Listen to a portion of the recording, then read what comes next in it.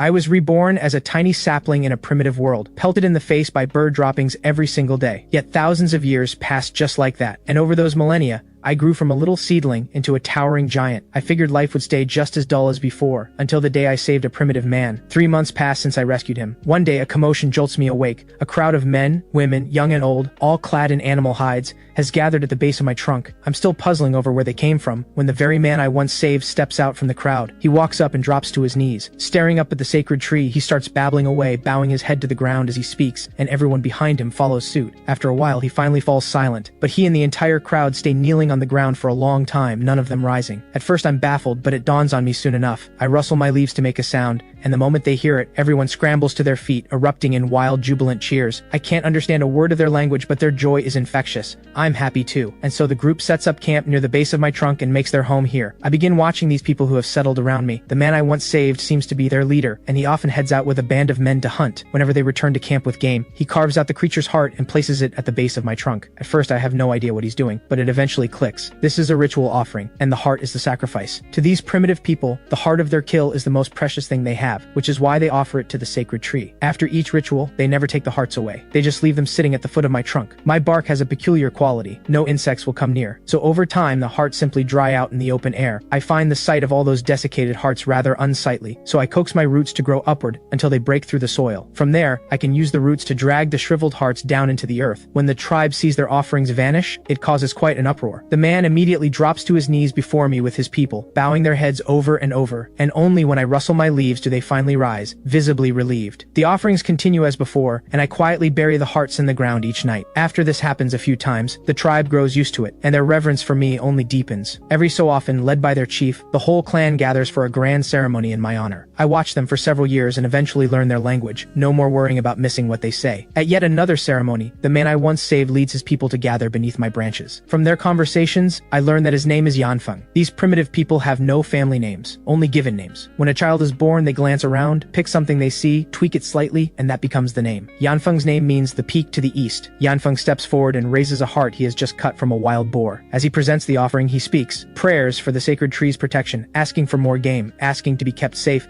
asking me to watch over the newborns and the frail elders. I listen and shake my branches inwardly. These people really do pile everything onto me. I had no idea I was supposed to be that capable. Then again, some of their requests I can actually deliver. Take warding off sickness. Thanks to my natural ability to repel insects, the people living beneath me genuinely don't fall ill very often. 10 years slip by in a flash. The clan living under my branches has grown steadily, from just over 30 people to around 50. Then one day the hunting party returns early, but they aren't carrying game. They're carrying Yanfeng. He has grown old, and in a battle with a cheetah, he has lost his life. His people bury him not far from the base of my trunk. Yanfeng is gone. A stronger man takes his place as chief, a man called Tiemu. Though the chieftain has changed, the devotion to me never wavers. If anything, the rituals grow even more frequent. One day, after a ceremony, I suddenly sense something new stirring inside me. It's not insects boring into my wood. It's a force, something I can feel and control. The force is faint. I can sense it, but I have no idea what to do with it. I experiment for a while and get nowhere. Then after another ceremony, I notice the force has grown a little stronger. Prayer energy. Could that be what this is? The thought crosses my mind. It grows after every ceremony, so maybe that's exactly what it is. I keep studying it and eventually become certain. This force is born from the faith of my followers. The only problem is no one has ever taught me how to use it, so I have to figure it out on my own. I try channeling the energy into one of my branches to see what happens. As it flows in, I watch with disappointment. Nothing seems to change, and since I don't have much to begin with, it's quickly used up. I shelve the idea for now. A while later, the energy is built up again, so I try once more. This time I pour in more than before, and gradually I notice something. The branch I've filled with energy looks different from the others. A tiny pointed bud has appeared at its tip. I know it's no ordinary bud, and as it slowly swells, I finally understand what it is. A flower bud. A flower is going to bloom. I'm stunned. I've been this tree for at least several hundred years and have never once bloomed. I assumed I simply wasn't capable of it. Apparently I was wrong. My curiosity piqued. I pour every last drop of accumulated prayer energy into the bud. I want to see what kind of flower blooms, and whether it will bear fruit. The bud swells little by little. I keep it tucked among the leaves, invisible from below, and since the primitive people never climb on me, I'm not worried about being spotted. A full year passes. My entire focus has been on that one flower. After 12 solid months of nurturing, I can tell it's finally ready to bloom. With a soft, gentle sound, the flower opens. It's a pure white blossom. 5 petals fanning out around the pistil, no bigger than an adult's open palm, with a pale green ovary nestled at its very center. It seems to be self-pollinating. The moment it blooms, a rich, sweet fragrance spreads in every direction. enveloping the entire settlement below. Everyone comes rushing out, looking around in bewildered confusion, clearly with no idea what's happening. Tiamu comes running out too. Even as chieftain, he's just as confused, until his gaze lands on the great tree looming above. If anything in the area could give off a scent like this, it has to be the sacred tree that shelters their clan. Tiamu immediately calls out to his people, and the whole clan comes sprinting to the base of the sacred tree, dropping to their knees together and bowing in worship. In an instant, I feel a surge of power rise within me, far greater than anything from any previous ceremony. I suspect this energy is tied to the sincerity of their devotion. The more fervent the worship, the more power I receive. In the minds of these primitive people, this sudden rush of fragrance is the sacred tree making itself known once more. I pour the newly gathered energy straight into the flower, and the scent grows even richer. Down below, the people press to the earth worship with even greater devotion. Suddenly, an old man in the crowd lifts his hands in astonishment. The palms that had been covered in wrinkles are slowly, visibly flushing with color. More than that, he feels his strength returning, his aging body slowly growing younger. When he realizes what's happening, he cries out, "The sacred tree has awakened! The sacred tree has awakened!" Tamu quickly notices the change too. He presses his forehead to the ground and shouts, "Everyone, bow before the sacred tree. This fragrance is its blessing upon our clan. It uses its power to grant us undying bodies and mighty strength." At Tiamu's words, the others feel the change in their bodies too. Every last one of them holds me in even higher reverence than before. Then Tiamu leaps to his feet, raises both hands above his head and calls out to me, "Great sacred tree, I ask that you become our guardian spirit and give us your name. We will worship and honor you for all generations and carry your name across this land." When he finishes, Tiamu drops back to his knees and every person in the clan falls silent, not daring to make a sound. I look at these people. By any measure, they would count as my followers now. I think it over. Becoming their guardian spirit benefits me too. So I make my trunk sway and let out a long, rushing rustle. The moment they hear it, Tiamu jerks his head up, eyes blazing with fervor, and roars, "The sacred tree has agreed. From this day forward, the sacred tree is our guardian spirit and we are the Wood Clan." The people behind him take up the chant, "The Wood Clan! The Wood Clan!" I'm a little pleased with myself. After centuries of going unnoticed, I finally built something of a name. I channel some fresh energy into the flower, letting it breathe out more fragrance, while I watch the changes taking shape among the people below. Under the influence of my flower's scent, their bodies shift in different ways. The elders grow somewhat younger, the young men grow stronger, and the children seem unaffected on the surface. Yet they've been touched too. When they grow up, they will be stronger, healthier, and sharper than anyone else. I pull back the fragrance before long. I can't have them standing around all day. The work of everyday life still has to go on. When the sun climbs higher, I open the flower again, this time letting the scent drift out only faintly. I'm also waiting to see when the flower will wither and give way to fruit. I'm not worried. This is clearly no ordinary bloom. It doesn't need to follow the rules of nature. It will bear fruit, I'm sure of it. But just then I hear a buzzing sound drifting closer from somewhere in the distance. It sounds like a mosquito on the wing, and it's already grating on my nerves. On instinct, I try to wave it away, then remember I have no arms. Still, the swinging motion happens. A branch swings out and I feel it connect with something. Surely not an actual mosquito. My bark is supposed to repel insects. Why is this one flying toward me instead of away? I focus my attention on the spot where I made contact. At first I see nothing, but then I catch it. A yellow bee, drifting woozily up from the ground, wobbling its way straight toward me. This time I don't swat it away. I watch as it lazily draws closer, weaves through the leaves, and makes its way toward the flower on my branch. It hits me. The bee has been drawn in by my flower. It lands near the blossom and starts crawling toward it, clearly intent on collecting nectar. No way. I snap a branch down, thwack, and send it flying. But the bee, undeterred even after taking that hit, keeps crawling stubbornly toward the flower. Thwack, thwack. After a flurry of swats, the bee finally snaps out of it, turning its head around in a daze. Where am I? Oh right, I caught a whiff of something sweet and came to collect some nectar. Speaking of which, nectar. The bee looks around, spots the open blossom instantly, and makes a beeline straight for it. "Here I come, little flower!" I can only groan inwardly and bring the branch down on it again. This time,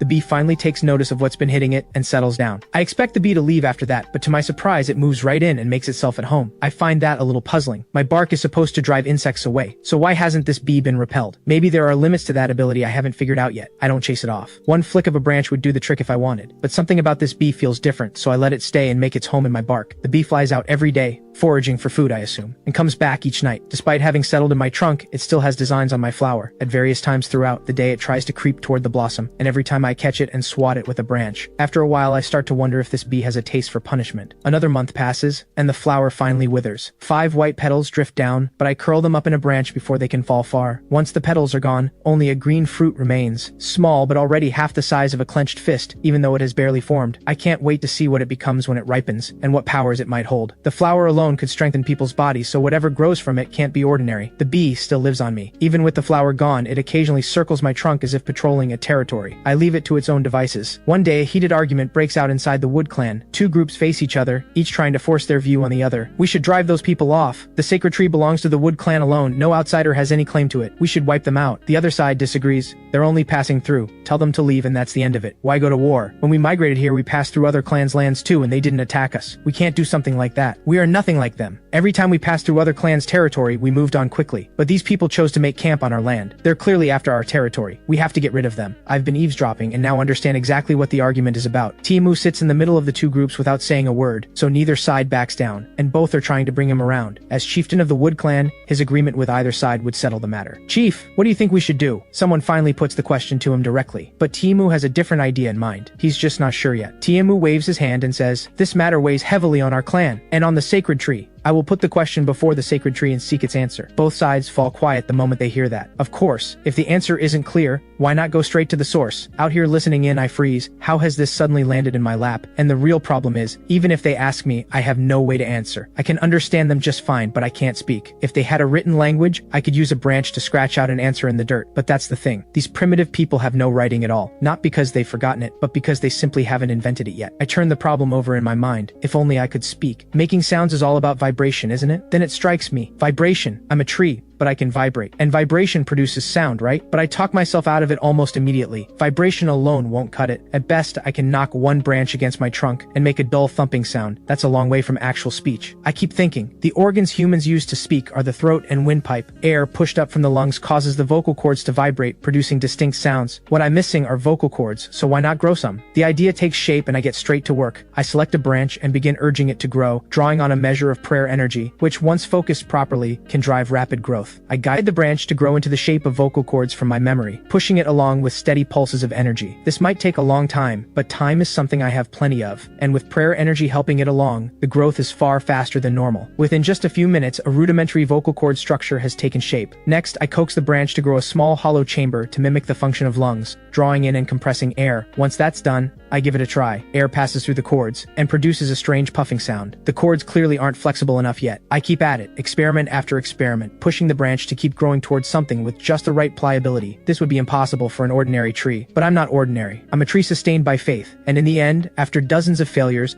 I finally managed to cobble together a structure that can produce actual sounds. It's nothing like real vocal cords, more like a crude instrument, a hollow cylinder with an opening, and a thin but resilient leaf-shaped membrane that vibrates when air passes through. Producing controlled, rhythmic sounds is still a challenge. I'll need more practice. All of this tinkering happens in a relatively enclosed part of my trunk. The last thing I need is for the people below to overhear. Then Tiamu walks up to me. "Great sacred tree, what do you think I should do? I don't agree with what my people have proposed. I once made a vow before you, to carry your name across this land. I want to bring that small clan into the Wood Clan, to make them your followers too, to have them honor and worship you." I'm taken aback. It never occurred to me that Tiamu's thinking had gone this direction, but I like it. More believers means more prayer energy. Not bad at all. This kid has a good head on his shoulders. So how do I respond? I think it over and come up with something. I guide a bare pointed branch to lower itself slowly toward him. When Tiamu sees the branch reaching down, he immediately drops to his knees in terror, pressing his forehead flat to the ground without daring to move a muscle. I find that a bit much, but I have a job to do. I use the branch to scratch a drawing into the soil at his feet. In no time, a simple picture is done. Rough, but it gets the message across. I see Tiamu is still face down on the ground, so I tap the branch lightly against his head. He finally looks up. I point the branch at the drawing in front of him. Tiamu looks down and immediately spots the rough little sketch. It shows a great tree, obviously me, and at its base a group of small figures kneeling in worship. Tiamu understands at once. He bows his head to the ground again. "Great sacred tree, I know what I must do. I will bring that clan here and have them worship you." Satisfied, I give my leaves a gentle shake. Tiamu, with his answer in hand, immediately heads back to his quarters. He quickly gathers the whole clan and tells them what the sacred tree has shown him. Some had doubted him at first, but the moment they hear the sacred tree has given its blessing, they change their tune without hesitation. I watch Tiamu lead the clan out of the settlement, heading to find those newcomers, I assume. Whether they'll succeed remains to be seen. Tiamu wants others to put their faith in me, but people can't exactly be talked into that overnight. There could well be conflict along the way, but I have no energy to worry about that. My full attention is on building a means to speak. Try after try, I fashion several different kinds of sound-producing structures. Some are like instruments from my past life. Flutes, pipes, capable of making sounds but not suited for speech. Others are modeled after insect sound organs, an idea inspired by the bee living on my bark, but equally unsuitable for conversation. In the end, I succeed in creating a structure capable of producing real human speech. After more than 100 rounds of practice, I have a solid command of how to use it. The whole process takes me 6 days. Only after that do I have the bandwidth for anything else. I glance around the Wood Clan's settlement, no sign of Tiemu. He probably isn't back yet. With nothing else to do, I quietly move a sound-producing branch over to where the bee is resting. A sound very much like a bee's buzz suddenly rings out, startling the bee wide awake. It shoots into the air in a panic,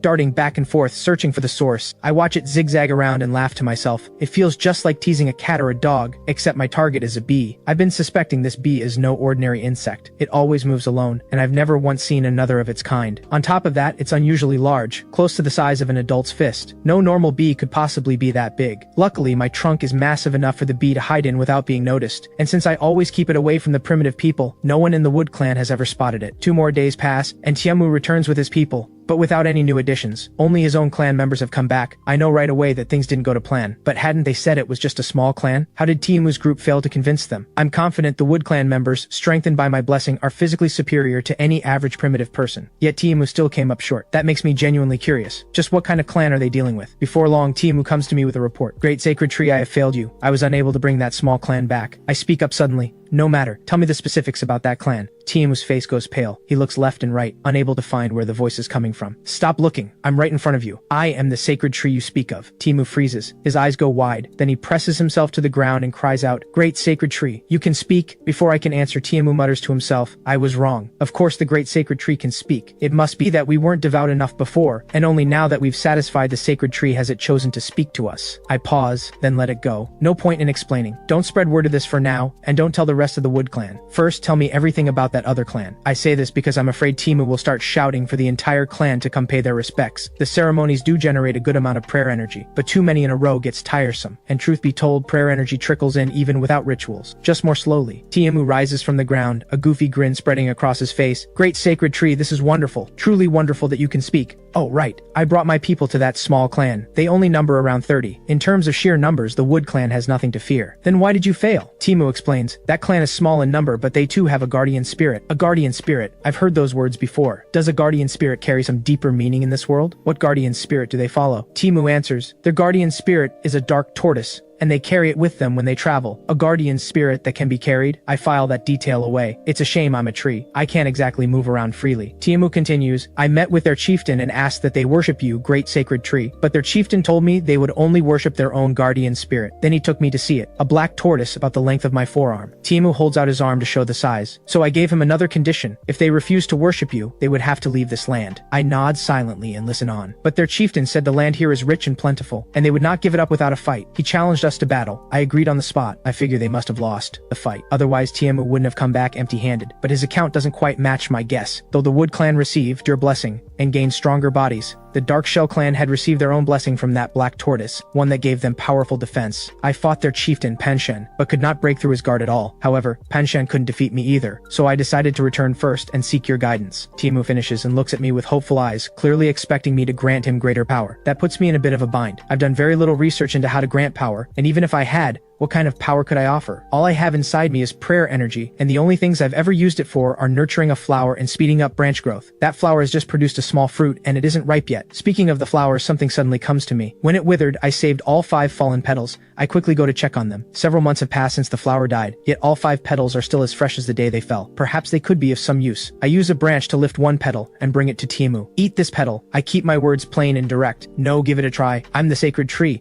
Words like that would undermine my dignity. A figure of authority doesn't speak with uncertainty. The moment Tiemu hears my words, his breath quickens. He takes the petal with trembling care, then without a moment's hesitation places it in his mouth. The instant it touches his tongue, Tiemu's eyes fly open wide. He sinks down at the base of my trunk and begins absorbing the energy within it. That flower had been bathed in an enormous amount of prayer energy during its growth. It is no ordinary thing. With his eyes shut, Tiemu feels an endless torrent of power flooding into his limbs. The sensation is much like when he breathed in the flower's fragrance, but far more intense. Before long, Tiemu's mind turns to that memory, the fragrance from long ago. Could this petal be from the very same flower? Overcome with emotion, Tiemu is moved to tears. The great sacred tree is too good to him to offer something so precious. Suddenly, a massive surge of prayer energy wells up inside me, nearly as much as an entire Wood Clan ceremony could generate. I look down at Tiemu seated below my trunk. That surge is almost certainly coming from him. If there were ranks of believers, Tiemu would count as a zealot. Tiemu gradually becomes aware of something new stirring within him. He can't name it, only that it moves through every part of his body, and with each full circuit, leaves him with the distinct sense that he is growing stronger. My awareness of it goes even deeper. All at once, I feel something between Tiemu and me, a bond,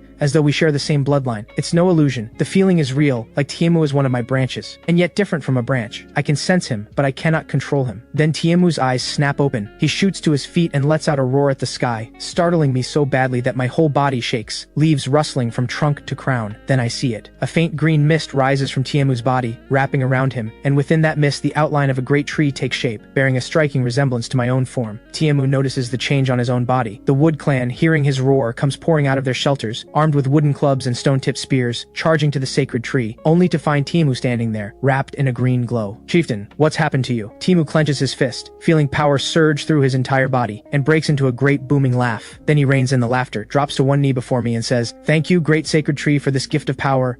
I will defeat the Dark Shell Clan and bring them back." Only then does the crowd understand. This is all because of me. The Wood Clan drops to their knees before the sacred tree. I have no intention of handing out more petals though. I only have 4 left, and opening another flower isn't something I'm ready to consider just yet. The petals have turned out to be more potent than I expected. I decide to call the force that appeared within Tiemu Bloodroot Power, because it gives me the sensation of a shared bloodline, and that name feels right. Tiemu leads his people out again. This time he is going to defeat the chieftain of the Dark Shell Clan and bring them fully to heal. After Tiemu leaves the Wood Clan, I find I can faintly sense his location. The Bloodroot Power at work, no doubt. BZZ. I hear a familiar sound and know it's the bee returning from its foraging run, landing on my trunk. That's when I notice it's not in good shape. Its body is stained with blood from some creature, one leg hanging limp, likely broken. It must have gotten into a fight and come off badly. It crawls to where a branch meets the trunk, curls up and goes still. I assume it just needs to rest and will recover on its own. But by the following day, the bee hasn't moved at all, motionless in the same spot as though it has already died. I extend a branch to bury it beneath my roots. It has been with me for quite some time, and I've long since come to think of it as a friend. When the branch gently touches the bee's body, one of its legs gives a tiny twitch. With great effort, it lifts its head and looks at the branch reaching toward it. And then I feel it. A wave of emotion from the bee. It is pleading with me. It doesn't want to die like this. It still wants to live. If I can save it, it will do anything I ask. I don't hesitate. I agree. The problem is I have no idea how to save it. I've never healed anything before. Acting on instinct, I channel prayer energy through the branch and into the bee's body. The energy enters without resistance, but it doesn't seem to do anything. The bee still looks close to death. Prayer energy alone clearly isn't the answer. I need another approach. Then it comes to me, the flower. Its fragrance could restore youth. Perhaps it can heal wounds too. Working with prayer energy, I coax a tiny flower bud into being, no bigger than half a fingernail. Since the flower is so small, it takes little effort to bring it to bloom. A faint, sweet scent drifts out from the blossom. The moment the bee catches the fragrance, it perks up noticeably, but its wounds remain. The flower has lifted its spirits a little, but nothing more. I keep feeding prayer energy into the small flower until a single drop of nectar forms at its heart. Then I guide that drop into the bee's mouth. The moment it swallows, a layer of green mist slowly rises from its body. The same green mist I saw around Tiemu. Could the two be the same thing? I soon have my answer. The mist begins, slowly but unmistakably, to knit the bee's wounds back together. I finally breathe easy. My instinct was right. Under the mist's care, the bee's injuries steadily heal. At last it stands again, beats its wings a few times, and lifts off into the air, a full recovery. I feel a quiet swell of pride. The flowers I grow with prayer energy clearly carry powerful healing properties. I start wondering, is there a simpler way to do this? Opening a flower every time is a lot of effort. My thoughts drift to my branches. Could I channel prayer energy directly into a branch and produce the same healing effect? I get straight to work. Before long, a single drop of green sap beads at the tip of a bare branch. I notice the bee is perched on a nearby branch resting, so I call it over. The perfect test subject. I offer it the drop of sap. It drinks, and sure enough, the same green mist rises from its body. Branch sap and flower nectar have the same effect. The discovery fills me with excitement. I developed this ability entirely on my own. From now on, I can be a healer.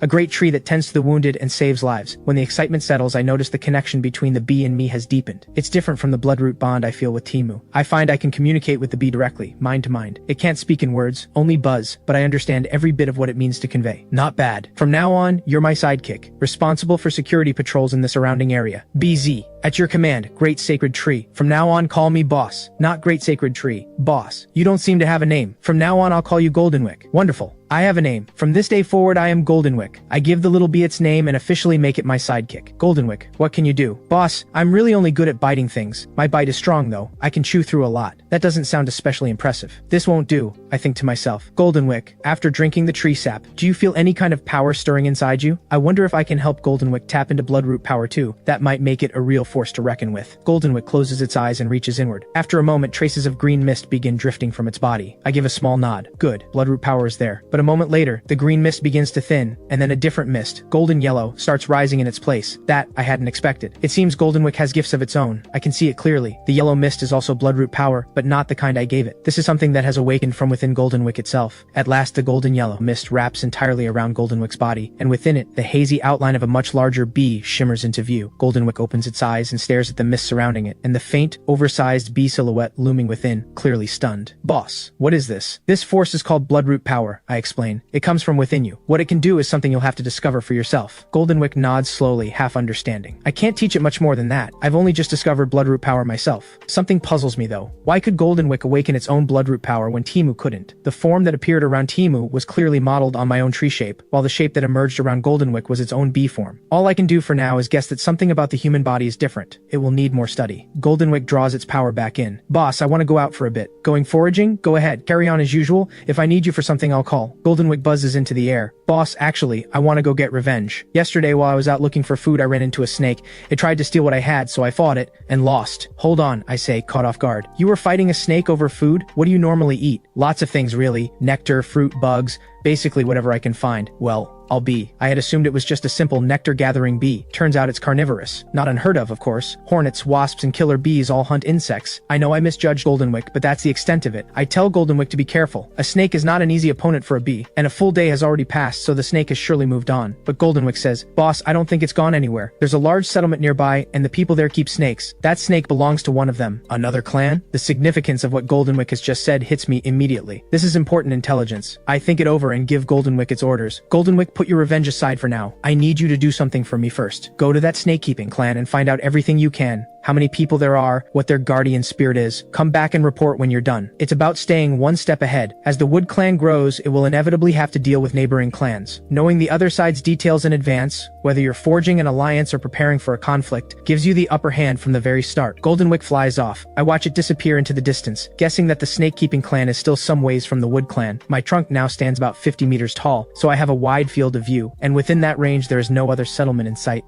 As for the Dark Shell clan, a mountain in that direction happened to block my line of sight. Beside that mountain ran a small river, and the Dark Shell clan had chosen the riverbank as their settlement. When I first arrived in this world, that river had been nothing more than a narrow stream. Over the following centuries, it gradually widened and deepened into the river it is today. Meanwhile, Timu has arrived at the Dark Shell clan's settlement with his people. The Dark Shell clan is small, living in low shelters built from wood and grass. The moment they spot Timu and his group, the entire clan mobilizes. The men grab their weapons, the women shield the children. As for the elderly, the Dark Shell clan's long migration had claimed them all along the way. Timu stands before the Dark Shell clan without a trace of fear and roars, Panshan! I'm back. Our last duel ended without a winner. This time I will defeat you and bring you all under the sacred tree. The man Timu is calling out is none other than the chieftain of the Dark Shell clan. Panshan steps out, his face dark with anger. Timu, you're far too arrogant. Our last battle proved that our guardian spirit is no weaker than your sacred tree. We will never abandon our devotion. Timu scoffs. Last time was a fluke. Come on. This time I'll show you what the sacred tree is truly capable of. The two men lock eyes. The people of the Wood clan and the Dark Shell clan form a circle around them, creating an arena. Both grip stone spears, eyes fixed on each other. Panshan lets out a roar and charges first. Timu plants his foot and surges forward to meet him. Their spears clash in midair. Both are pushed back a step, but both lunge forward again immediately, trading blow after blow, evenly matched. Timu's physical conditioning is extraordinary.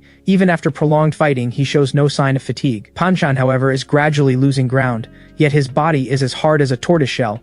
When Tiamu's spear grazes his arm, it leaves only a faint scratch. Even at a disadvantage, Panshan's iron-hard body absorbs every strike. This is exactly how their last fight went. A grinding stalemate until both men ran out of strength. Tiamu understands without using the power I granted him, defeating Panshan is impossible. He begins to draw on the power within, pulling it from every part of his body until it surges together inside him like a rushing river. Tiamu's arms shudder with a thunderous crack, and with a single strike, Panshan is blasted backward. Panshan barely steadies himself and looks up. What he sees stops him cold. A green glow is rising from Tiamu's body, taking the faint shape of a great tree that envelops him entirely. Ha! Come on then! Let's see how you win this time. Tiamu grips his spear, stamps the ground hard enough to leave a crater, and launches himself forward. Panshan scrambles to raise his spear. Tiamu leaps into the air and drives every ounce of his power into his weapon. The spear bears down on Panshan with crushing force, snapping his weapon in two. Then Tiamu's spear connects squarely. Panshan is sent flying through the air, coughing up a mouthful of blood. The Dark Shell clan cries out in horror, faces filled with fear, rushing to where Panshan has landed and helping him to his feet. Blood runs from the corner of Panshan's mouth. Through the searing pain, he forces his voice out, "Go bring our guardian spirit spirit. Several members of the Darkshell clan hear his call and sprint back into the settlement. Behind the Darkshell clan settlement beside the river sits a recently dug pond. A large black tortoise rests inside, and apart from its unusual size, there is nothing remarkable about it at all. The clansmen reach the pond and drop to their knees in a panic, bowing frantically. "Guardian spirit, something's wrong. Those Wood clan people are back, and they've defeated our chieftain." The tortoise in the pond opens its eyes, lifts its head,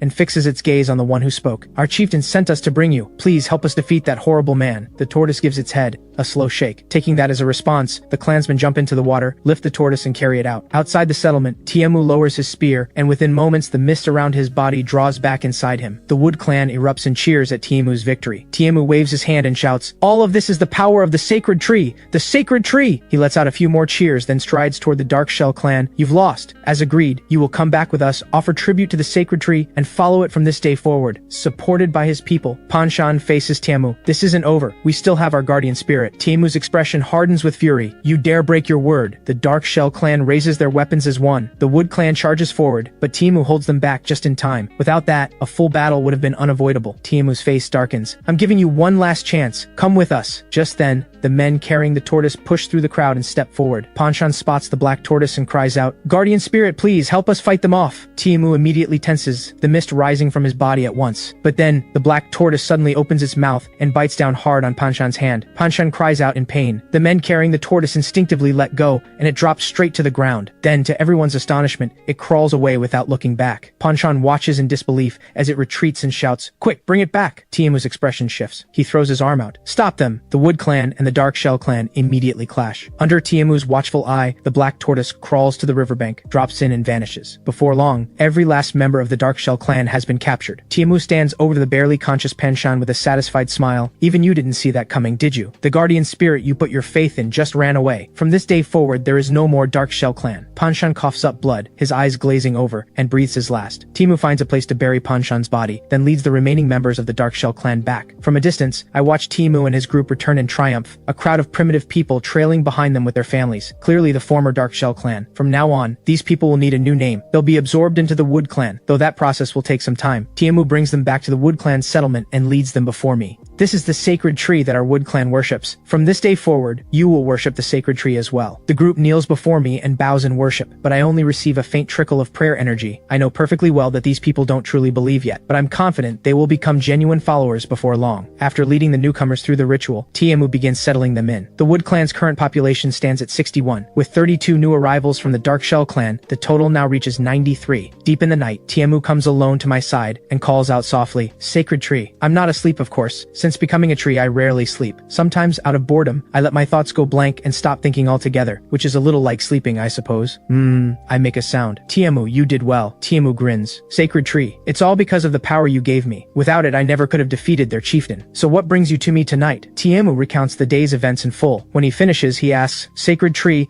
can a guardian spirit really just leave on its own?" I hear the question and understand immediately what he's worried about. He's afraid that one day I'll abandon them too, just like the tortoise did. I laugh. "Tiamu, if the guardian spirit you followed stopped granting you power, would you choose to follow a different one?" Tiamu breaks into a cold sweat. He immediately drops to his knees and presses his forehead to the ground. "Sacred tree, I will follow you forever." I extend a branch and lift him to his feet. "Relax. I was only posing a hypothetical. I think you already know the answer." Tiamu stands before me, his heart pounding. I have no thoughts on that, and no answer. Does he dare have one? Of course he doesn't dare. I sigh inwardly. "Alright, I'll tell you directly. Just as you can choose a guardian spirit can choose you. When what you do disgusts it, it will leave. Go ask the people from the Darkshell clan what they did to their guardian spirit." Tiamu nods eagerly. "Sacred tree, I'll go right now. Go tomorrow. It's nighttime. Everyone is resting." I remind him quickly as he turns to leave. Tiamu nods repeatedly. "Of course, sacred tree. Please rest as well." With that, Tiamu practically sprints away. It looks more like fleeing than walking home. I mutter to myself, am I really that intimidating? I'm just a tree. I don't dwell on it. I look up at the sky. It's clean and clear, with both a sun and a moon, but if you look closely, they're both oddly small and somehow not quite real. At night, aside from the moon, there isn't a single star in the sky. Of course, only I would notice things like that. I've lived in another world before. For the primitive people people born and raised in this world, they've grown up under this sky. To them, it's simply what the world looks like. I turn my gaze back to the ground. The Wood Clan is fast asleep, and faint snoring drifts from where the former Dark Shell Clan members are resting. The sound of splashing water carries from the river in the distance, sharp and clear in the stillness of the night. I shift my gaze and immediately spot a large tortoise moving through the water. A large tortoise. Could it be the Dark Shell Clan's guardian spirit? Tiamu did say it had jumped into the river and vanished. My curiosity piqued, I guide several branches, and they shoot out toward the river with a whoosh. These are special branches I grew using prayer energy. They can be as flexible as rope or as hard as steel. I call them my vine arms. The tortoise barely senses the danger before my vine arms make contact with its shell. It tries to dive, but they're already coiled around it, and with one pull, I haul it straight out of the water. The tortoise opens its mouth and bites down on the vine arms, trying to chew through and break free. But these are no ordinary branches. Under my control, they harden instantly to the strength of steel. The tortoise bites down as if gnawing on solid rock. The only result is a nearly broken tooth. I pull it up into my branches, where the surrounding twigs and leaves weave together to form a cage of wood. The tortoise doesn't give up, struggling the whole time. I look it over. About a meter long, jet black all over. It certainly matches the description Tiamu gave of the Dark Shell Clan's guardian spirit. The reason I'm interested is that Tiamu mentioned the Dark Shell Clan had received a blessing from their guardian spirit that gave them powerful defense. I try communicating with the tortoise, a method I learned from Goldenwick when I saved it. Whether it will work on a tortoise, I'm not sure. Are you the guardian spirit of the Dark Shell Clan? I send the message through the vine arms coiled around it. The tortoise goes completely still. I'm pleased. The method works, but the tortoise just stares blankly, offering nothing back. I try again. You can say what you want to express in your mind. I should be able to understand. The moment I finish, the tortoise yanks its head and all four limbs inside its shell. I hadn't expected it to be this timid. I wait patiently, and eventually something comes through. I used to be the guardian spirit of the Dark Shell Clan, but the Dark Shell Clan is no more. Please, I'm just an ordinary little tortoise. Let me go. Look at me. I'm all shell and no meat. Don't eat me. I taste terrible. Really, I do, please. If you're hungry, I can catch fish for you in the river. Just let me go. I'll catch fish for you. Every single day, I promise. Just please let me go. I quickly cut the connection. It won't stop, just endlessly begging to be released. Alright, I can let you go. But first, calm down. I have some questions. I send the message and immediately cut the connection again. After a moment, the tortoise finally pokes its head out, glances nervously around, then pulls it back in just a little. I figure it's calmed down, so I reconnect. You once gave the Dark Shell Clan your blessing. The tortoise extends its head and nods, but then says, that was all they're doing. It wasn't my choice. I'm genuinely surprised. Primitive people forced you into giving a blessing? Don't try to fool me. The tortoise immediately sobbed out its grievances. I'm just a small, ordinary tortoise. Nothing like you, with your great power. I was just a regular tortoise living in a river. Until one day those people suddenly dragged me onto the bank and forced me to become their guardian spirit. I refused at first and tried to make a run for it every chance I got, but they caught me every time. Then they threatened me. If I tried to escape again, they'd boil me alive. That's the only reason I agreed to be their guardian spirit. Are these primitive people really that ruthless? Listening to the tortoise sob out its story, I can easily picture the miserable life it led. At least the Wood Clan never resorted to anything like that with me. I suddenly think back to when they first arrived at my trunk. They came asking for my protection, but if I had refused, I might have ended up in the same situation as this tortoise. At least the tortoise has legs. I'm a tree. I don't even have legs. If it ever came to it, I couldn't run even if I wanted to. A sense of urgency grips me. This can't go on. The Wood Clan respects me now, but who's to say they always will? I can't tie my own safety to someone else's faith. I need to grow stronger. The tortoise continues. The only good thing about being their guardian spirit was that I didn't have to hunt anymore. They brought me food every day. I nod slightly. That sounds a lot like the Wood Clan's offerings to me. Then one day they came demanding a blessing, as if I had the first idea how to give one. This is exactly what I wanted to ask about. It's the whole reason I went after this tortoise. Eventually I had no choice. I let them have a few drops of my blood. I didn't expect it to actually work. The ones who took it became physically stronger and harder to injure. That was the entirety of my so-called blessing. So they consumed the tortoise's blood. Come to think of it, the petal I gave Tiamu was technically a part of my own body, which means the Wood Clan has essentially done something similar. That thought gives me a chill. My unease deepens considerably. When you were their guardian spirit, did you ever sense something new appearing inside you? The tortoise nods. I did feel something new inside me back then. Some of it is still there. Do you know what it is? I call it prayer energy. It's a force that forms within us when primitive people perform rituals in our honor. Prayer energy, so that's what it's called. You truly are remarkable knowing something like that. I let out a quiet laugh. This tortoise knows how to butter someone up. It's probably hoping I'll let it go. Alright, I think I have everything I need. What are your plans from here? The tortoise replies, find somewhere to settle down, I suppose. How about staying with me? If you go off on your own, there's a good chance someone will catch you again. I think to myself, my strength hasn't grown much yet, and having some backup around wouldn't hurt. I already have Goldenwick as my sidekick. Why not try adding a tortoise? The tortoise asks tentatively. Can I say no? I was just suggesting it, trying to persuade it to come along, but it seemed like it had misunderstood something. Don't worry, I'll let you go. The tortoise glances at the vine arm still wrapped around around it and nods without hesitation. I really will let you go, why won't you believe me? The tortoise thinks to itself, as if it believed a word of that. I release the tortoise back into the river. It promises to stay in the nearby area and bring me a fish every day. I don't object.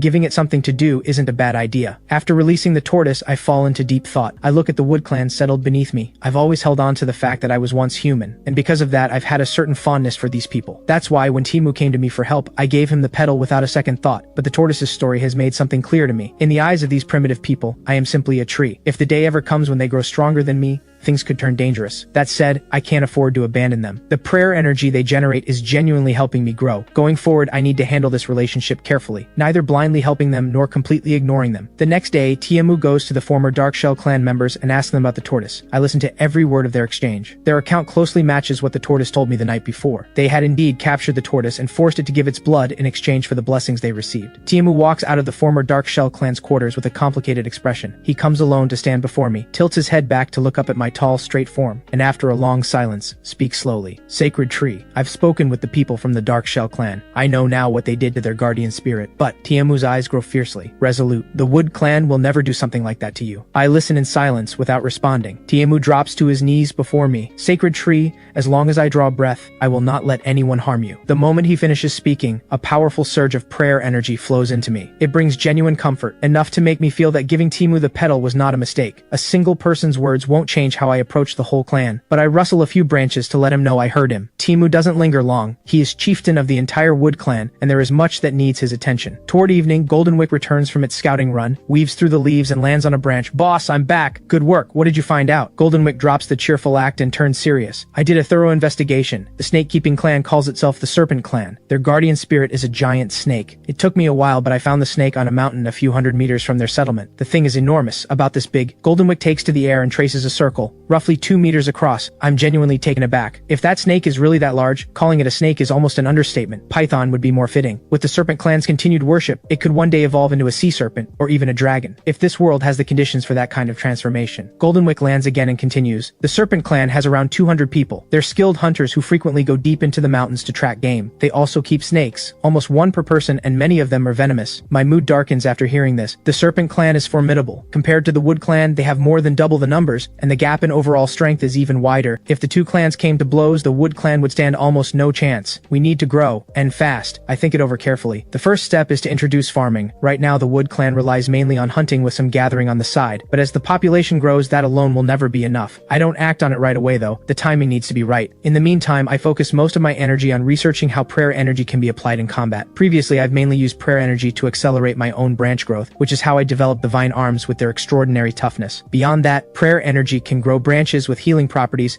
and produce petals that strengthen the body and awaken bloodroot power. But all of these are support functions with limited combat value. Unfortunately, after all this time, I still haven't developed anything with real fighting capability. When winter arrives, the Wood Clan faces a food crisis. Many animals hibernate, leaving far fewer to hunt. And crucially, winter means no fruit or plants to gather. The clan's main food supply dries up completely. Tiemu has no choice but to lead his people further afield in search of game. I don't interfere. However, I notice something curious. As winter sets in, the prayer energy I receive each day actually increases. After watching closely, I realize why. The people are praying to me for better hunts, and each prayer sends a little prayer energy my way. As the cold winds howl, the Wood Clan finally reaches its limit. Several days have passed without anyone catching a single thing. At that moment, a former member of the Dark Shell clan, a man named Lishi, comes running to Tiemu. Chieftain, we haven't eaten in days. If this goes on, people are going to starve. Tiemu's expression is grim. He already knows. As chieftain, he's more aware of the situation than anyone. Lishi continues. Chieftain, could we ask the sacred tree for help? Tiemu doesn't follow. Why would we ask the sacred tree? Isn't the sacred tree our guardian spirit? Shouldn't it be protecting us? Tiemu nods. The sacred tree does protect us, but that's no excuse to go bothering it over every difficulty. Besides, we're not completely out of food yet. We haven't caught any animals, but there are still things to eat out there. He means bark and leaves, edible enough to stave off starvation for a while. In his view, they can make it through the winter. Tiemu sends Lishi away. His view is firm, you don't go troubling the sacred tree over small difficulties, but Lishi doesn't drop it. He goes to other former Dark Shell clan members, pitches the idea, and quickly finds people who agree. The Dark Shell clan had been defeated by Tiemu and forced into the Wood clan, and some of them were never truly willing. Lishi plans to use this situation to stir up trouble in the Wood clan. Egged on by this group, discontent begins to spread through the broader clan. That day, Tiemu returns empty-handed again.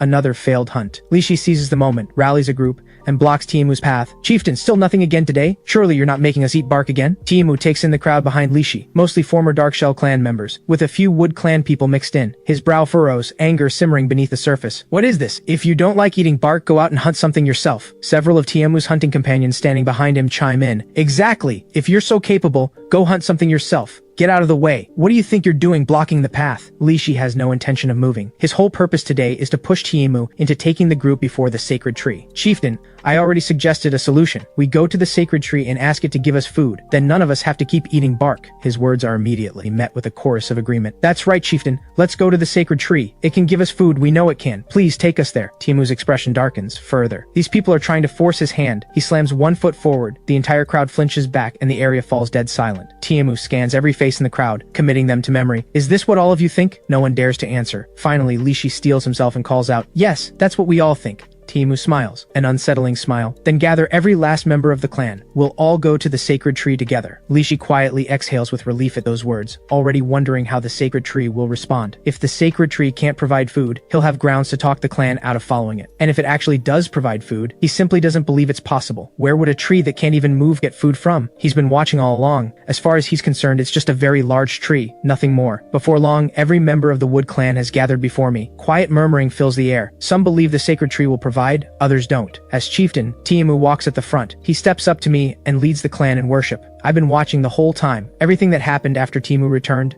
I saw it all. The prayer energy from this ceremony is noticeably less than usual. I know exactly why. Some members of the clan have begun to waver in their faith. The shift has two sources, partly Lishi's agitation from the former Darkshell clan, and partly because some people prayed for food and received nothing, breeding doubt. After leading the clan through the ritual, Tiamu speaks to me of the clan's hardship and asks for my help. Sacred Tree, we ask that you answer our prayer and provide food for your people. The moment Tiamu finishes speaking, the entire tree shudders. Every leaf erupts into a dramatic sweeping rustle. The sudden movement startles most of the crowd. Those who had pressured Tiamu into coming look especially stiff, their expressions uneasy. Yet they reassure themselves, it's nothing. It's just a very big tree. I decide it's time to make a few things clear to these primitive people. I speak two words slowly and deliberately. Tiamu. Tiamu drops to his knees immediately. Sacred Tree, Tiamu is here. Behind him, the entire clan sinks to their knees. This time, every face wears an expression of shock. The sacred tree they worship can actually speak. Is this truly just a tree? Tiamu, kneeling on the ground, allows himself a quiet inward laugh. So now even those who doubted the sacred tree get to see just how powerful it truly is. Then I speak again, slowly. You are asking me to provide food? Tiamu gives a slight nod. Sacred Tree, the Wood clan's food supply is truly running low. Some of our people were hoping to receive more. I nod, which means the whole tree sways again. Those who follow me with sincerity may receive food from me. My words bring the entire clan's heads up at once, faces flushed, eyes wide with excitement. Even Tiamu hadn't expected the sacred tree to actually provide food. His expression grows even more fervent. He already believed completely, and now that belief deepens further. I continue. Tiamu, have the clan come forward one by one. I will give each person food according to the sincerity of their faith. My words make one thing perfectly clear. Not everyone will receive food. Only those who truly believe will. The handful of people who had led the push to come here collapse where they kneel. It's over. Everything is over. Not only can the sacred tree provide food, it can tell who truly believes and who doesn't. People like them, who barely believed at all, will certainly receive nothing. Worse, their lack of faith will be exposed in front of everyone. When that happens, it won't just be a matter of no food. They could be driven out of the clan entirely. Tiamu, you come first. At my instruction, Tiamu steps forward, kneels and bows in worship. A solid mass of prayer energy flows into me at once. I bring out the fish I have prepared in advance, wrapping them in a flexible branch and presenting them before the crowd. The sight of the fish makes the entire crowd catch their breath. These fish were stored in advance, provided by the tortoise I had taken on as my sidekick. The tortoise had promised to catch one fish per day, and it had kept its word, sometimes delivering more than one. But I'm a tree. I have no mouth to eat fish with, so I dried and stored them away, keeping them in a chamber I grew from my own branches. Handed out in small amounts every few days, they should be enough to carry the clan through to spring. I hand a fish to Tiamu. He gives his thanks and steps aside to let the next person come forward. The same process repeats, but this time the prayer energy I receive is noticeably less than what Tiamu gave. The fish I offer in return is correspondingly smaller. Finally, it's Lishi's turn. Lishi approaches with a pounding heart, kneels and bows. The prayer energy I receive is so faint it barely registers. I rummage through my storage, eventually pulling the tail off a small fish, and prepare to hand that over. But the wait stretches on, and with every passing second his panic grows. At last, he can't bear it any longer. He slams his forehead to the ground. Sacred Tree, I was wrong. I had no right to doubt your power. I wasn't sincere. I have sinned. I was wrong. Please, I don't need food. Just don't punish me. I truly am sorry. I will repent. From now on, I will follow you with all my heart. I hear this and set the fish tail back. Enough. Step back. Tiamu, take him away and let him reflect on what he's done. Tiamu hears my words, immediately waves several clansmen over,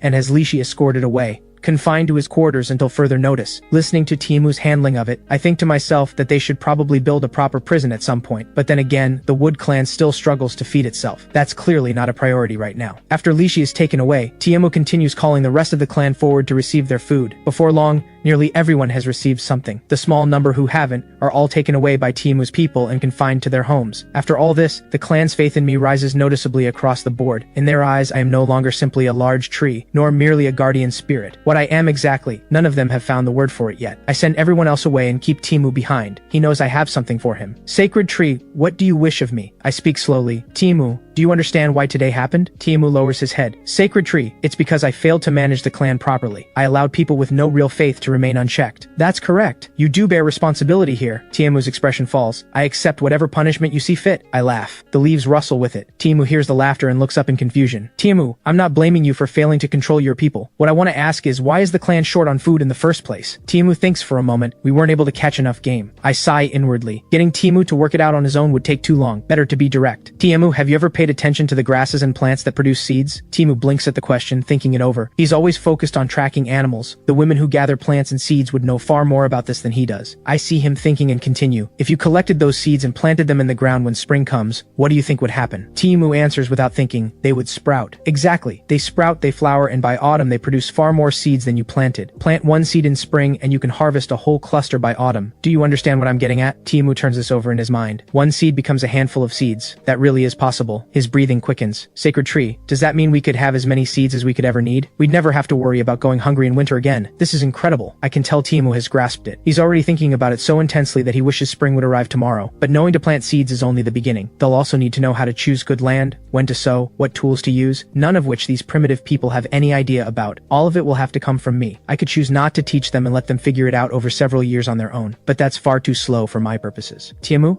choose a few people from the clan and bring them to me. I'll teach them what they need to know about farming, so that when spring arrives, they'll be ready. Timu nods immediately and says he'll go make his selections right away. I tell him there's no rush, spring is still some time away, and that's more than enough time to cover the basics, assuming they aren't too slow to learn, of course. The next day, Timu arrives with 3 people. All 3 are young, only 12 or 13 years old. In the Wood Clan, that age is practically adulthood. Boys join the men on hunts, and girls are nearly of marriageable age. That's just the reality of this era. The average lifespan is short. 50 years is considered a ripe old age. That said, the current Wood Clan members have all received my blessing, which has improved their physical condition considerably, and with it, their lifespan. 2 girls and 1 boy. Before they've even reached me, I can already hear the boy muttering complaints to Timu from a distance. Uncle Tai, I don't want to learn farming. I want to go hunting with you. Timu gives the boy a sharp smack on the forehead. What kind of nonsense is that? The sacred tree itself is going to teach you. Do you have any idea how rare an opportunity this is? And you don't even want it? I could go back to the clan right now and announce this, and people would be fighting each other to take your spot. The boy pulls a sulky face and looks like he wants to argue, then sees Timu's hand raised and wisely decides to fall in line. Beside him, the 2 girls whisper to each other, covering their mouths to hide their giggling. Timu brings the 3 before me and tells them to study hard and not slack off. The boy mutters under his breath. Like anyone would dare slack off in front of the sacred tree. Timu shoots him a glare. What did you just say? The boy immediately snaps to attention and faces me with exaggerated sincerity. I will study with all my heart under the sacred tree's guidance. I laugh quietly to myself and tell Timu he can leave the 3 of them in my care. The boy's name is Showa. The 2 girls are Shuilian and Biyun. All 3 have been attending rituals since childhood and hold a genuine, devoted faith in the sacred tree. Despite Showa's complaints about hunting, being chosen as a student of the sacred tree secretly fills him with pride. I start by asking the 3 some questions. The 2 girls recognize a number of seeds. Showa has no idea at all. I begin by teaching them how to select the right seeds. At my words, Biyun hesitates, then gathers her nerve and speaks up. Sacred tree, all the seeds we gathered have been eaten. There are no seeds left in the clan at all. I extend a branch, its leaves woven at the tip, into a large pouch, filled with all manner of seeds. If I'm going to teach them farming, of course I've come prepared. I had long since asked Goldenwick to collect plant seeds during its foraging runs, an entire autumn's worth of collecting. Quite a stockpile, including some varieties from beyond the Wood Clan's territory. All of it thanks to Goldenwick's efforts. The 3 of them stare at the seeds with their mouths hanging open,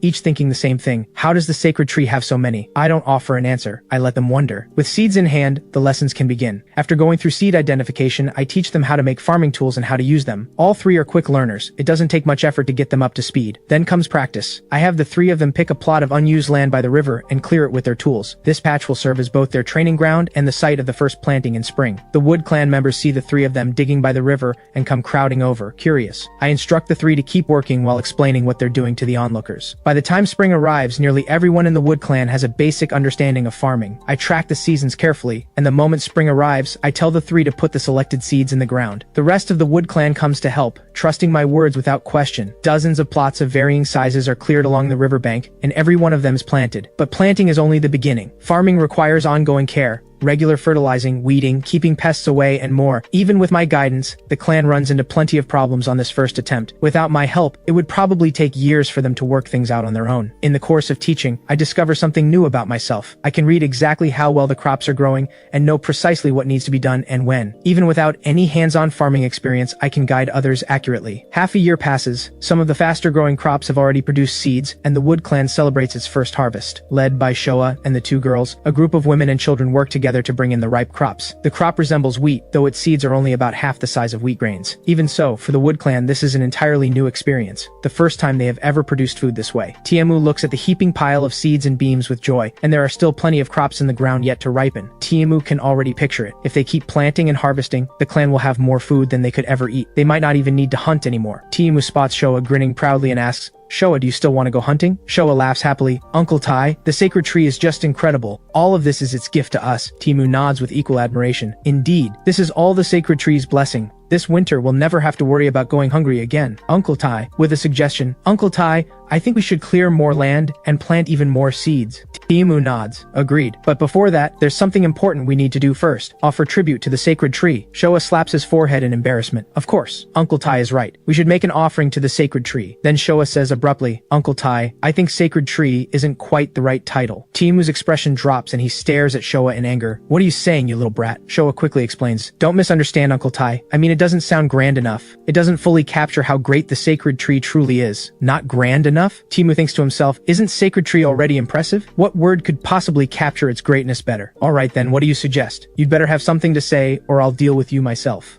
Showa quietly hunches his shoulders. He can tell Timu is genuinely annoyed, but steels himself and presses on. "Uncle Tai, when I was studying with the sacred tree, I once heard it use a word. I think it's perfect." "What word?" "God." Timu repeats it. "These primitive people haven't created this word yet, so I used the pronunciation from my original language. In other words, it sounds exactly like the Chinese character Shen." Showa nods. "That's the one. God. The sacred tree once said that a god is supreme and all-powerful. I think the sacred tree deserves to be called that." Timu nods without hesitation. "From this day forward, I will call the sacred tree God." The two agree to announce this to the entire clan at the upcoming ceremony. Timu leads the clan in preparing for the ceremony, intending to offer me a generous tribute this time. He takes his people out and hunts a wild boar first. When they return, he also has some of the newly harvested crops set aside as an offering. When everything is ready, Tiamu leads the entire clan before me and lays out a generous spread of offerings at the base of my trunk. The Wood Clan never takes their offerings back after a ceremony, and this time, Tiamu has placed an entire wild boar before me, making clear just how much the ceremony means to him. Tiamu leads the clan in worship. After the harvest, the Wood Clan knows that everything they've gained came from what I taught them. There's no longer a single person in the clan who harbors doubt. Nearly every one of them has become a sincere and devoted follower. In this one ceremony, I receive as much prayer energy as several previous rituals combined. The surge of it floods through me, and I feel it deeply. When the ceremony ends, Tiamu announces to the clan, "From this day forward, we shall call the sacred tree God, the one and only God of the Wood Clan." I'm caught off guard for a moment. Hearing that familiar word, I quickly figure out that Showa must have had something to do with this. In truth, Showa had wanted to call me that for a while, but I'd stopped him before. I didn't think I was anywhere near deserving that title yet. But with Tiamu leading the announcement this time, I know there's little point in objecting. Even if I insisted they stop, they'd just come up with something else. I think it over and let it go. Though just God on its own doesn't sit quite right with me. In that case, call me the Wood God. The crowd erupts with joy at hearing the sacred tree speak and agree. Tiamu immediately leads the whole clan in a chant. The Wood God, the Wood God. And from that day on, I have a new name. With farming now established, the Wood Clan never has to worry about food shortages again. Over time, I also use my abilities to help them develop higher yielding crops. With prayer energy to assist the process, it takes me a few years to cultivate a set of fast-growing, high-yield varieties. The Wood Clan no longer relies on hunting to survive. Farming has become their primary way of life. Beyond that, I have them capture wild animals and begin taming them, working toward establishing livestock. 5 years later, another small clan joins the Wood Clan. The population has now grown to 230. It has grown into a sizable settlement by any measure. With more believers comes more prayer energy. The amount I've accumulated has grown until it's enough to fill my entire body. On a whim, I direct all of it inward, letting it merge into my trunk. I'd always just been storing it before, never pouring it back into myself. The moment the massive surge of prayer prayer energy flows into my body, something changes. I feel myself beginning to grow again. My body had stopped growing roughly 100 years ago and showed no signs of continuing. Yet this single attempt today has set it growing once more. My trunk swells outward, the roots beneath me lengthen and thicken, and the branches above begin to reach higher. The tree surges upward, climbing from 50 meters up and up, until it reaches 100 meters and finally stops. My form is now as vast as a mountain. My trunk has grown so wide that it would take 7 or 8 people holding hands to encircle it. All of this happens within a matter of minutes, no more than a quarter of an hour. My growth shakes the entire settlement. The Wood Clan pours out of their homes and looks up to see me rising at breathtaking speed. Every single person is frozen in awe, staring at something that exceeds anything they could have imagined. Tiamu sees the transformation and sprints to the base of my trunk, overwhelmed with emotion. The moment I reach 100 meters, Tiamu suddenly feels a surge of new power inside himself, and it bursts out before he can stop it. With a thunderous roar, a massive burst of green light erupts from Tiamu's body. Behind him, the great tree silhouette formed from green light slowly rises higher, as though it too is growing. Though I've grown, my senses are as sharp as ever. I feel Tiamu's change at the base of my trunk immediately. I shift my attention to him, and within a few moments I understand exactly what has happened. Tiamu's bloodroot power shares the same origin as my own body. I could always sense the bond between us before, like feeling the very tip of one of my branches, but now that sensation is stronger than it has ever been. My growth has also strengthened the bloodroot power within Tiamu, which is why it surged out of him beyond his control. The silhouette behind Tiamu doesn't rise for long. Within a few minutes he regains control of the power inside him, though his mind is still full of questions. The rest of the Wood Clan has gathered around as well. Their god has just transformed before their eyes. Of course, they can't simply look away. There is no need for alarm. This is simply my natural growth. Everyone relaxes at my words. If the wood god says there's nothing to worry about, then there's nothing to worry about. The clan bows toward me and returns to their daily tasks. Only Tiamu remains beneath the tree. He tilts his head up. Wood god, just now I felt the power inside me grow stronger. Am I right? You are. The bloodroot power within you has indeed grown stronger. Tiamu raises his hand and looks at it, then clenches his fist to feel the difference. He looks up again. Wood god, can you bestow this kind of power on others? Do you want more for yourself? Tiamu shakes his head. Wood god, I'm asking for the other clan members. Right now I'm the only one who has this power. I hope the rest of the clan can have it too. I don't give him an answer. I'm actually turning a question over in my own mind. Do primitive humans have their own bloodroot power? The past several years I've been busy teaching the Wood Clan farming and animal husbandry. I've never found the time to look into it. Tiamu, go for now. When the time is right, I will grant the power. Tiamu nods and takes his leave. After he goes, I turn my attention inward. If Tiamu received his bloodroot power from me, then do I have my own? I begin investigating, though I know an answer won't come quickly. My growth to 100 meters has been noticed not only by the Wood Clan. Far away on a mountain, a small group of people is hidden in the forest, preparing to hunt a deer. One of them happens to glance toward the horizon, and immediately spots an impossibly tall tree in the distance, its canopy so dense and towering it looks like a green mountain. He quickly taps the person beside him on the shoulder, wanting confirmation. Is what he's seeing real, or is he seeing things? The other person swats his hand away. Quiet! Look over there! Is that a tree on the horizon? What tree? You're imagining things. There are trees everywhere. What are you talking about? Even as he says it, he looks up, and immediately sees it too. What is that? It wasn't there when we came this way. We're going back. We need to tell the chieftain. The group abandons the hunt. One of them whistles into the forest, and soon, venomous snakes of all sizes, their scales of vivid green, come slithering out from every direction. The people catch them on their arms without a second thought, and not one snake strikes. They head quickly down the mountain, glancing back repeatedly at the distant tree to make sure they aren't imagining it. By the time they reach the midway point of the mountain, the tree disappears behind the ridge. Afraid the tree might vanish, they exchange glances and scramble back up a little, and when they confirm it's still there, they finally breathe easy and run for their settlement.